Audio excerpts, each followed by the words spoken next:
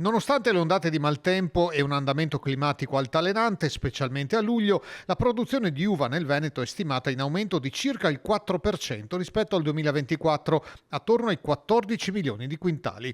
I dati sono del report di Veneto Agricoltura presentato durante l'incontro del Trittico Vitivinicolo organizzato da Regione Veneto, Veneto Agricoltura, ARPAV e CREA.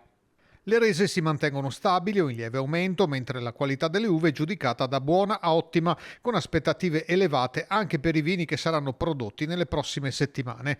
Sono in sofferenza i vigneti biologici, dove hanno inciso negativamente le malattie delle piante e con l'incognita di possibili fenomeni di marciume acido o botryte se le piogge dovessero intensificarsi durante la vendemmia. La raccolta delle uve è già iniziata per le varietà più precoci come Pinot e Chardonnay per le basi spumante, mentre la raccolta della glera partirà intorno al 5 settembre. A seguire toccherà il Merlot dal 10 settembre, a seguire Corvina, Garganega e tutte le altre varietà tipiche.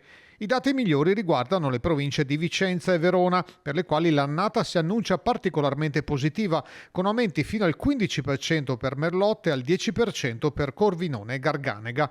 Bene anche Padova e Rovigo, dove si prevede un incremento fino al 10% per Glera, Pinot Grigio, Merlot e Cabernet.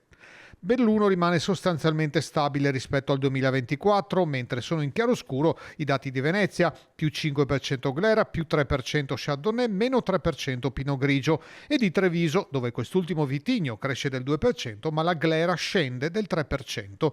La tendenza positiva riguarda tutto il Triveneto, con la produzione del Friuli Venezia Giulia stimata in crescita del 10%, mentre in Trentino Alto Adige si prevede un incremento del 5-10%.